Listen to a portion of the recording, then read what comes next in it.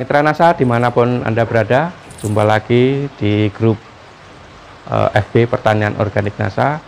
Pada kesempatan kali ini kita akan meliput bincang-bincang bersama mengenai teknologi organik NASA yang diterapkan di tanaman melon.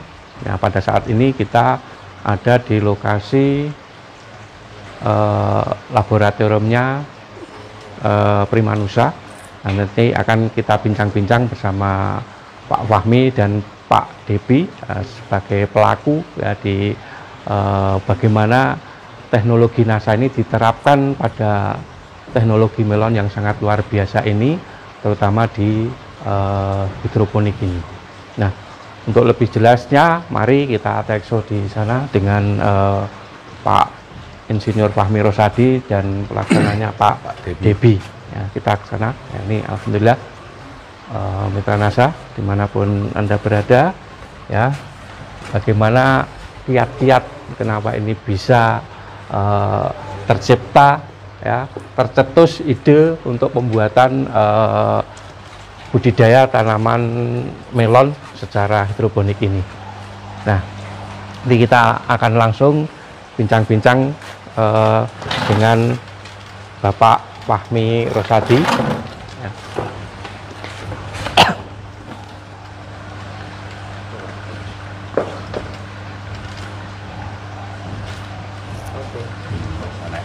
Sinare.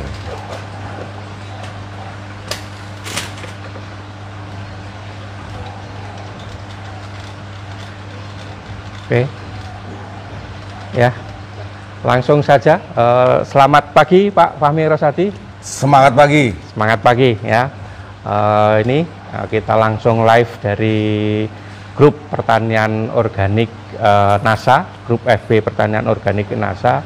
Ini kita ingin lebih tahu bagaimana ide terciptanya budidaya organik dengan teknologi NASA, terutama untuk melon ini di hidroponik yang Pak Fahmi buat ini. Ide awalnya seperti apa dan kiat-kiat apa yang sudah dilakukan supaya tanaman melon itu menghasilkan sesuatu yang berbeda dengan melon-melon yang biasanya. Silahkan Pak Fahmi.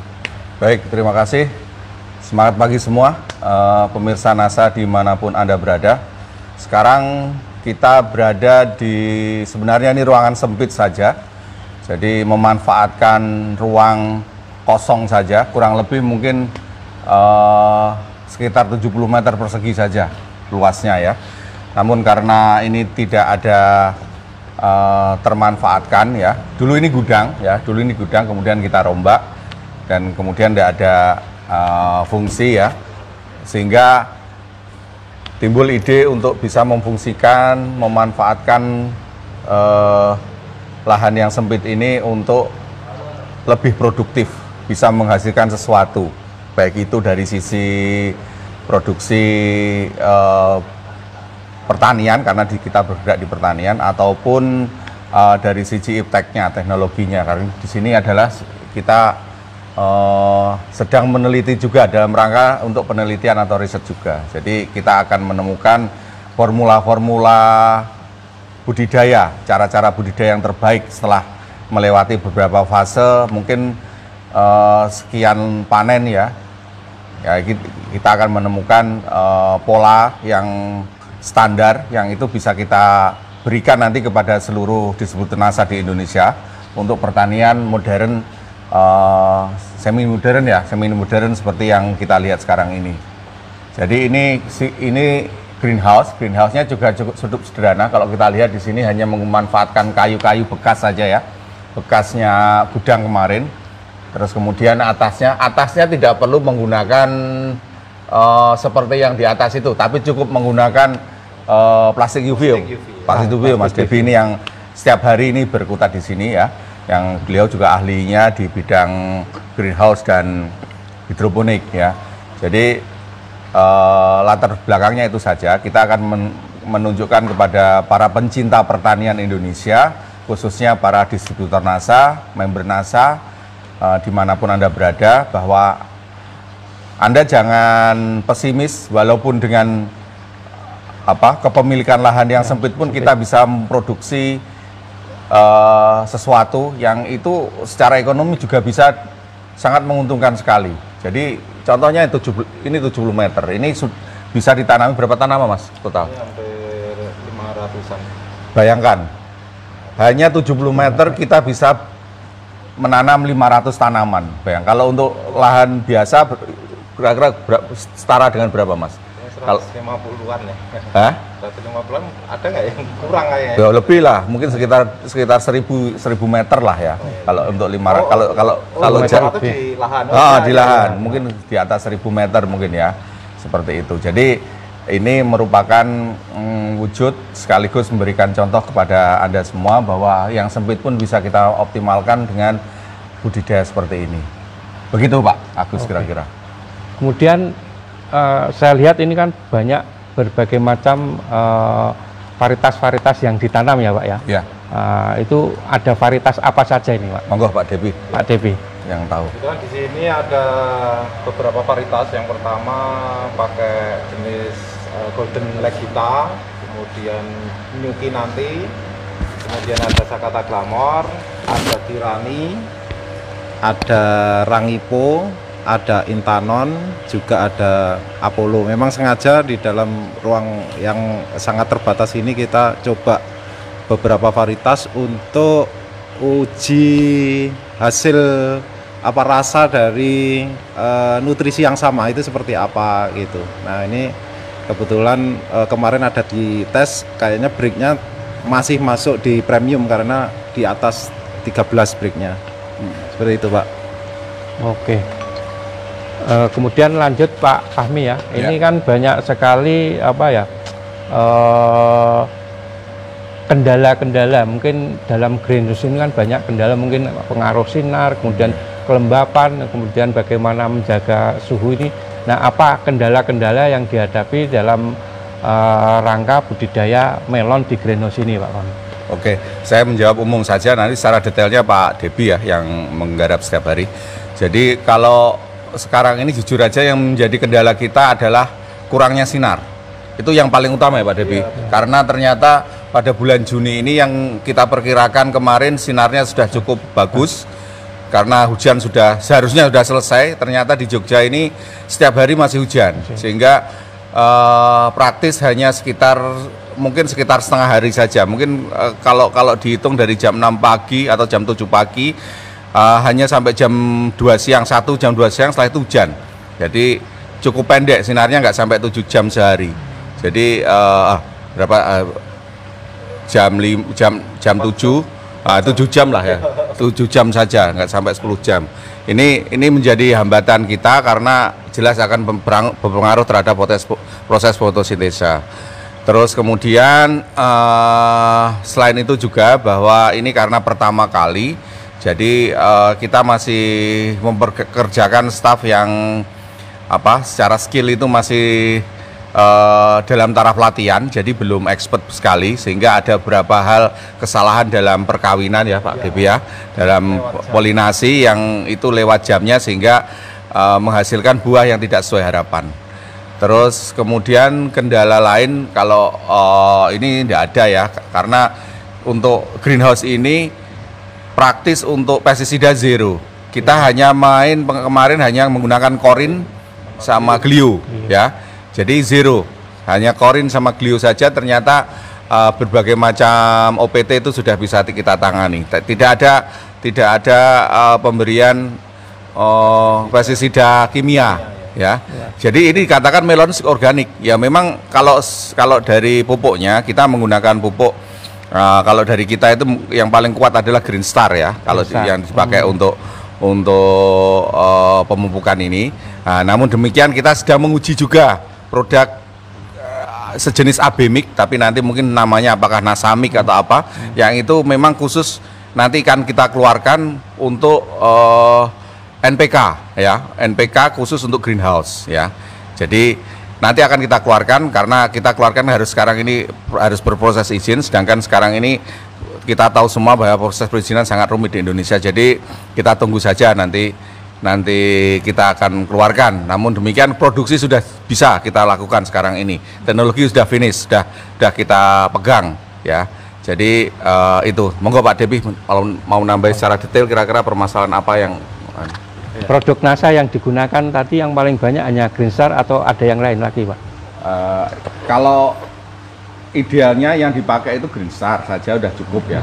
Tapi kalau misalnya mau kombinasi menggunakan ini selain ABMI kita ya, menggunakan apa namanya yang baru, yangnya pupuk itu BSA juga nggak masalah ya. Tapi Freetop jangan dulu karena kita belum meneliti benar Freetop ini efektivitasnya terhadap buah ini, karena Freetop itu kan juga kandungan hormonnya tinggi sekali untuk buah. Betul. Nanti kita akan buatlah di lahan yang lebih luas, kita sekarang sedang siapkan nanti.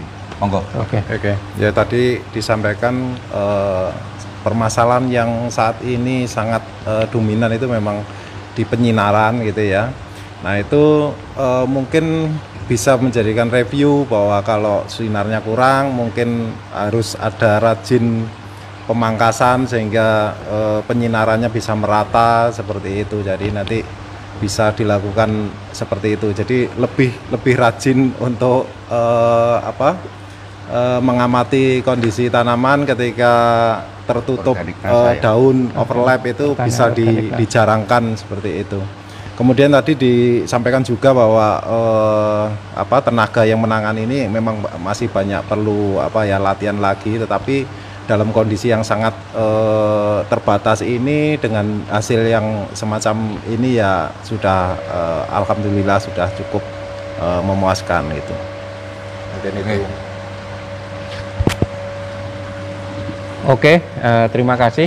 Mungkin itu banyak kendala-kendala yang sudah disampaikan, tapi alhamdulillah lewat inovasi-inovasi yang luar biasa ini ternyata hasilnya juga sudah luar biasa di samping kendala-kendala itu.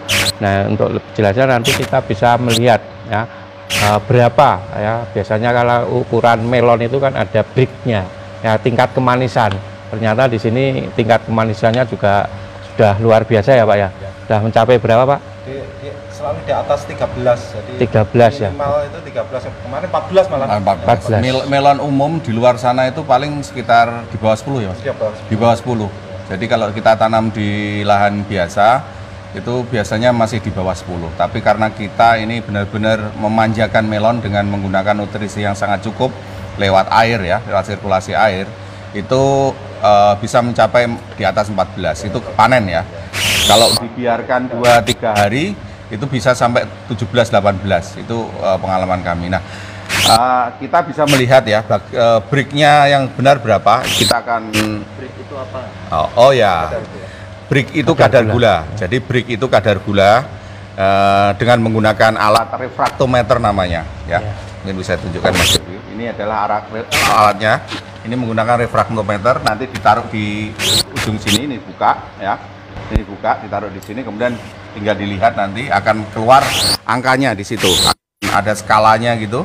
Jadi di situ akan ada angka 10, 11, 12 dan seterusnya. Nah, semakin manis, semakin tinggi angkanya. Nah, kita mungkin bisa coba. Oke, Mitra Rasa, untuk lebih jelasnya berapa kadar gula melon kita bisa panen langsung yang ada di depan kita. Ayo kita ikuti. Aja. Nanti kita ukur kadar gulanya berapa. Jadi ini yang di depan ini tidak di greenhouse, jadi kita ada dua pola. Kita coba juga walaupun dalam skala kecil, bagaimana budidaya melon di tempat yang benar-benar terbuka.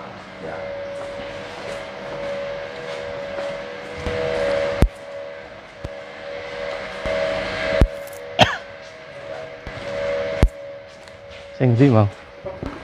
Mana? Tadi yang mau dipanen mana ini? Boleh yang kuning, boleh yang kuning aja yang menarik, yang gede itu ya. Cukup. Nih Mitra Nasa, nanti kita bisa ukur bricknya, guntingnya mana? Guntingnya. Ya. Nanti kita ukur ya, tapi ukur fresh. Nanti kita ukur dulu yang fresh sama yang sudah disimpan sekitar 3-4 hari. Ya, ini tunjukkan nih, Pak Gus. Ini Nanti kita ukur. Ini yang fresh langsung dari apa? fresh from the oven. Langsung panen ya.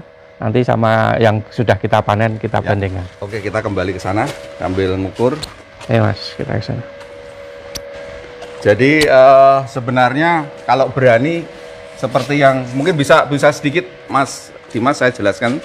Ini modalnya nggak terlalu besar. Jadi ini hanya memanfaatkan ukuran ruang kurang lebih sekitar 2,5 kali 3 lah ya, atau ya 2,5 kali 3, jadi 7,5 meter saja. Itu ternyata kita bisa memproduksi melon dengan jumlah, ya kita hitung aja 1, 2, 3, 4, 5, 60 ya Mas ya, 60. Bayangkan hanya ruangan 7,5 meter kita bisa nanam melon sampai 60. Dan ini tidak hanya untuk melon saja, bisa Anda pakai semangka dan sebagainya. Jadi nanti ada semacam training panduan kalau misalnya suatu saat diperkenankan akan kita isi tentang bagaimana budidaya melon di greenhouse ya, lewat streaming NASA.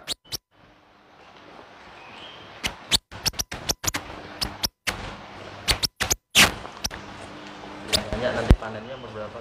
Ya, panen 7 ya. Kalau golden 60 sampai 65, kalau yang ada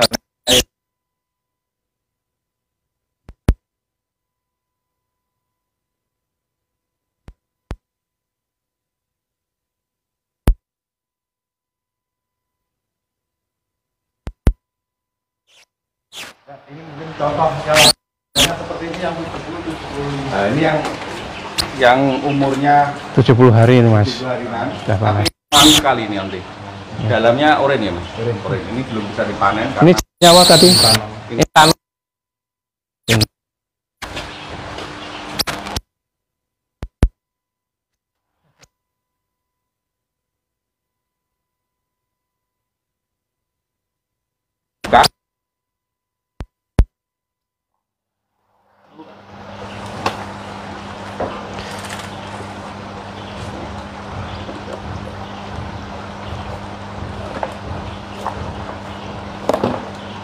langsung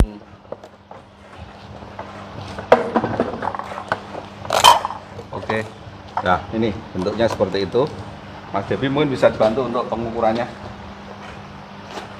Iya, Di anu sedikit aja, sedikit. dia aja nggak apa-apa, belah miring dulu. Nah, Iya. Kita potong.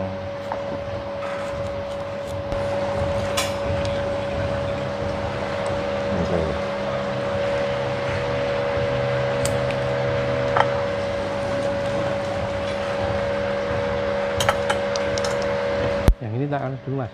boleh. Gimana, manis?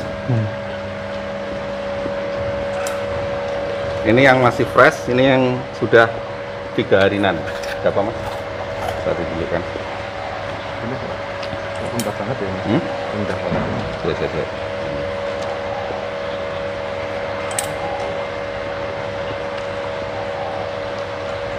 Rendah banget ya. Berapa? Cuma di bawah 10 ini.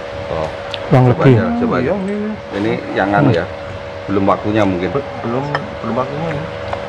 Mm-mm.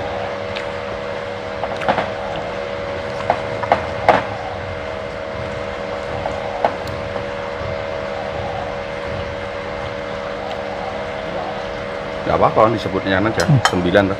9. Mm-mm. Ini jadi ini tadi dari hasil pengukuran ini ternyata tidak sesuai harapan ya, karena sebenarnya ini belum waktunya petik ini. Ini masih perlu sekitar kurang lebih 5 hari ya Mas ya, 5 hari lagi, seminggu lagi ini baru. Nah, ini yang kita yang petik kemarin berapa Mas? Ini 10 ini.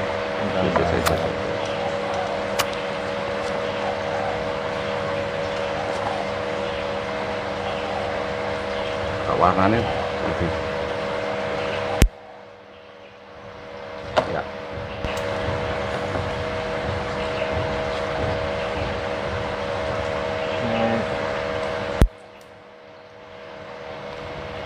Nah, 17 ini. Ini yang matang ini belum.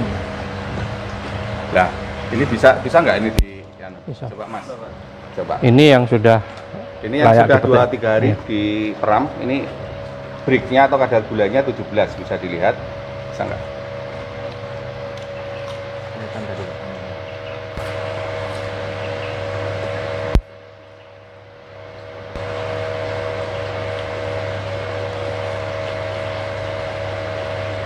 Ya, tak Mas. 20 malah. Enggak, itu masih di bawah 20.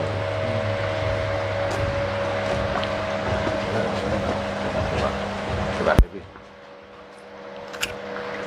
Pulang. Ini istimewa ini, manis sekali.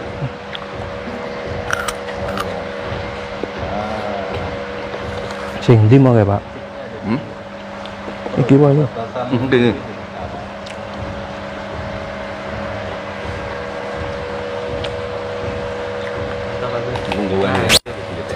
Nah, itu angkanya gitu. Ngomong bagus. Nah, itu angkanya. Berapa itu? 17 ya. Batasan antara yang putih Mm-mm. dan biru itu. Batasan antara yang putih yang biru itu 17 ya. Luar biasa, ini yang sudah 2 hari dipetik. Oke. Ini masih seminggu lagi nih yang saya makan. Jadi terlalu cepat untuk dipanen. Nah, ini yang 17 tadi, Mas. Coba. Luar biasa, Mas. Crispy-nya sudah dapat, crispy-nya sudah dapat, tetapi apa? Break-nya yang belum. Ya biasanya break itu diperoleh pada saat proses apa pematangan buah. Ya. Yang banyak bekerja adalah terutama giberelinya ya, giberelinya itu. Nah, itu biasanya mendekati petik atau pada saat masa-masa tua. Kalau masa-masa pertumbuhan memang karena pertumbuhan vegetatif itu masih jalan, itu proses pematangan buah itu juga belum terlalu sempurna, sehingga penyempurnaannya biasanya pada saat sebelum petik ya, usia-usia ya sekitar mungkin kalau yang model golden ini, nah ini usia 60-65 hari. Nah ini belum ada usia segitu, jadi terpaksa kita memang untuk kebutuhan syuting ternyata panen di lahan normal atau lahan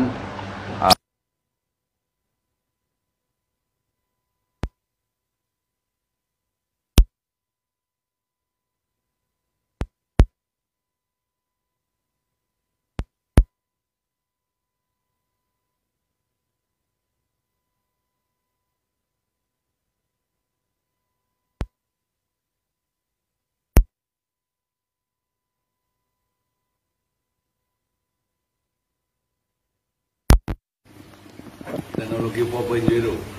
Jadi nanti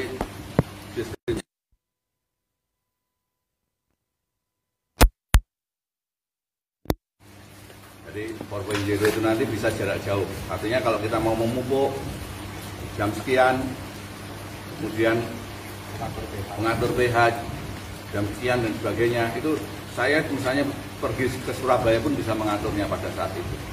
Ini yang sedang kita kerjakan di lahan yang lebih luas. Mungkin karena sekarang ini masih belum ada tanamannya, jadi kita belum bisa rekaman di sana karena proses penyelesaian greenhouse-nya. Jadi kepada saudara-saudara yang sementara ini mungkin tidak suka dengan pertanian, karena pertanian dengan identik hal-hal yang kotor, pertanian itu identik dengan kandang ya, yang bau dan sebagainya. Nah, ini jadi pilihan pada Anda. Nah, ini jadi pilihan pada Anda. Memang ini di awal kita investasi, namun investasi itu kita bisa sesuaikan dengan kantong kita. Tidak harus seperti ini, tidak harus menggunakan besi seperti ini ya, bisa menggunakan bambu, bisa menggunakan kayu sekitar rumah ya, itu bisa kreativitas Anda ya. Adapun netnya nanti misalnya butuh net, itu bisa menghubungi TS dari NASA. Nah, kalau nggak tahu tempatnya, tapi kalau tahu tempatnya sebenarnya di setiap kota ada Mas ya, setiap kota ada ya, setiap kota ada kebutuhan untuk greenhouse, setiap kota ada. Nanti kita konsultani siapa yang mau bikin greenhouse ya. Jadi seperti contohnya saya sebut aja nama karena kebetulan distributor NASA itu banyak yang kenal, yaitu Pak Kusnanto ya, Kusnanto Blitar. Itu greenhouse 500 meter persegi itu hanya butuh biaya ya untuk greenhouse saja di luar tanaman ya, itu kurang lebih hanya 30 juta saja. Ini murah sekali itu ya, murah sekali. Berarti kan kalau kita mau seperti ini berarti bagi 10 hanya 3 juta kan? 3 juta. Hanya 3 juta udah selesai. Dan memanfaatkan lahan kurang lebih sekitar 100 meter persegi. Dan itu sudah bisa sampai tadi berapa ratus? 500 pohon. 500 titik tanaman. Nah, jadi ini masukan kepada saudara-saudara generasi penerus pertanian ya, yang banyak sekarang ini meninggalkan dunia pertanian karena mereka melihat pertanian identik dengan suatu hal yang kotor, ya bau dan sebagainya. Ini alternatif pertanian masa depan ya. Nah, alternatif pertanian bukan untuk membunuh pertanian tradisional, tapi ini adalah alternatif. Silahkan dipilih. Ini jangka panjang, bisa sampai 10 tahun ini ya, tanpa perawatan, bisa sampai 10 tahun. Tapi kalau misalnya pakai plastik 6 tahun, 7 tahun baru diganti plastiknya. Jadi begitu kira-kira gambaran tentang pertanian greenhouse atau hidroponik ya.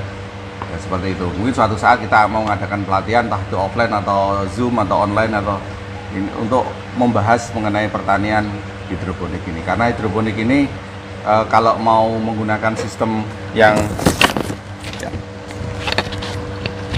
seperti yang kita miliki ini ya, saya pikir semuanya memang harus mempelajarinya, kelasnya sudah harusnya seperti ini, jangan pelajari yang sederhana.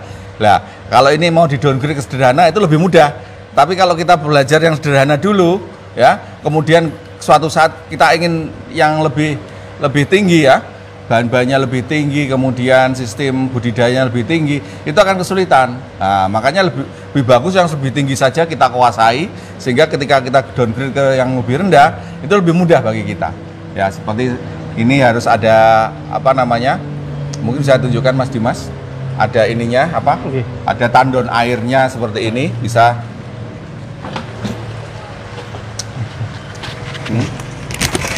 Ini adalah tandon air. Disinilah kita melakukan pemupukan, ya. Pemupukan dilakukan di sini, baik pupuk Green Star, BSA, kemudian nasamiknya itu di sini.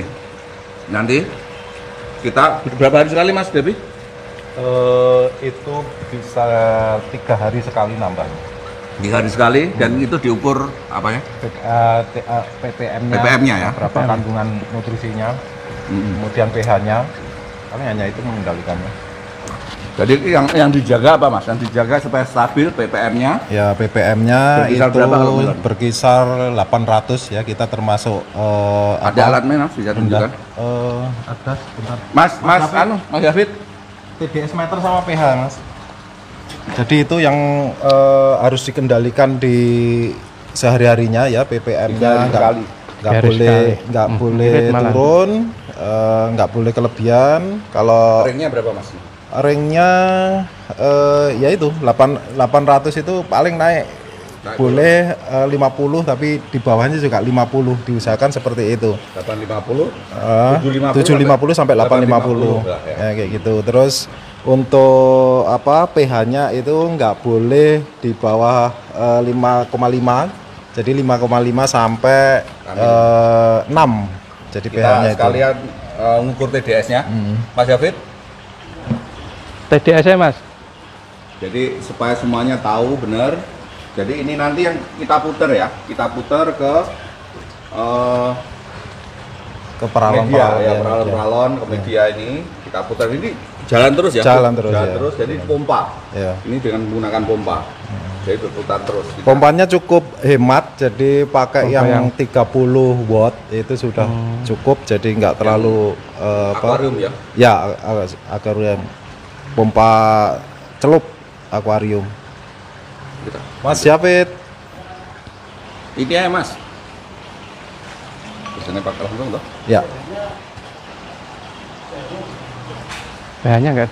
Baik, TDS dulu aja, ukur TDS-nya. Jadi kenapa tandon ini ditaruh di bawah ini supaya menjaga suhunya nggak tinggi. Jadi suhu di nutrisi ini nggak boleh lebih. Dengan menggunakan TDS. Ya, dibuka dulu. Buka dulu. Ya. Berapa itu? Berapa Mas Hafid? Berapa ini? 878. 876. 880 lah. Ya, Nah, ini sudah agak tinggi sedikit karena baru ini ya, baru ditambah ya. Ya. Tapi masih oke lah, nggak masalah. Jadi ini TDS ini harus dijaga ini, tidak boleh terlalu tinggi, tidak boleh terlalu rendah. Karena efeknya nanti akan berimbas ke pembentukan buah. Ringnya berapa tuh? Kalau 750 sampai 850 harusnya. Ya. Ini 890. 90. Ya, 90. Ini masih oke, Bang. Tidak ada masalah. Nah, ini tadi kenapa dibuat seperti ini tujuannya supaya tidak suhunya bisa stabil, jadi tidak panas ya. Nah, ini yang kita siapkan itu TDS meter, kemudian pH air, pH meter air, terus kemudian mungkin kalau perlu termometer ruangan. Sama barometer apa Pak? Itu kelembapan. Itu kelembapan juga agak mahal juga alatnya, Mas. Ya. Iya. Nah, ini seharusnya waring seperti ini karena ini tetangga kita ini perumahan, jadi kita seharusnya seperti ini semuanya. Jaring panas ya? Sekali karena tidak ada sirkulasi udara dari betul, sana. Jaring. Praktis hanya dari sini udaranya, sehingga panas sekali. Ya. Efek kurang dan lebihnya itu Pak, TDS tadi Pak, kalau pupuknya kurang apa? Tadi kan kelebihan, efeknya kenapa Pak? Ya. Tentu saja kalau kelebihan itu sebenarnya kan mubadir ya, artinya kenapa cukup pada ring tersebut harus diberi tinggi itu faktornya ya di hemat di nutrisinya kayak gitu. Kalau kurang, nah itu tentu saja berimbas pada proses fotosintesis, proses penyerapan nutrisinya untuk pembentukan buah dan pertumbuhan dahan dan daun itu tidak bisa sempurna kayak gitu. Ini mungkin bisa diceritakan tiap lubang jaraknya berapa Mas? Tiap lubang satu pralon itu. Iya. Ini masing-masing meja itu lebarnya 50, panjangnya 6 meter. Ya, kita pakai jarak antar titik tanamnya itu masing-masing di paralon itu 50 cm. Jadi masing-masing paralon itu ada 12 titik tanam. Kali 4 di dalam satu meja berarti kan 48. 48, nah ini ada 9 ya, 9 meja, jadi 48 kali 9 ya, ketemunya ya itulah kurang lebihnya 500 tanaman seperti itu. Cukup padat karena kita berpikirnya kan di dalam satu meja itu seperti diibaratkan kalau di lahan itu bedengan yang nutrisinya cukup subur gitu ya, cukup banyak. Jadi anggapannya ini sebuah bedengan yang subur sehingga pada kerapatan itu untuk pertumbuhannya itu sudah nggak ada masalah. Tinggal ini masalah pengaturan sinar aja di sini karena mendung-mendung terus sehingga itu yang harus disikapi untuk penanganan ke depan. Ya, itu. Oke, terus ini Mas mau tanya ini saya ya, walaupun saya ini juga ikut terlibat di sini, namun ini mungkin ada yang bertanya-tanya, kalau misalnya pemupukannya tidak lewat sirkulasi air, pemupukannya dengan sistem penyemprotan, kira-kira bisa nggak Mas? Kalau sifatnya tambahan itu malah dianjurkan. Jadi untuk mempercepat pertumbuhan juga. Jadi nasamik yang ada itu sebenarnya bisa diaplikasikan di daun sebagai foliar ya, gitu. Itu akan menambah kesuburan juga. Seperti itu. Terus yang model di depan itu namanya vertigasi Mas ya? Vertigasi dengan penyiraman model manual ya, kebetulan manual ya. Jadi menggunakan polybag saja, isinya kokopit ya, murni kokopit, kemudian ya disiram manual. Ya, satu hari berapa kali Mas?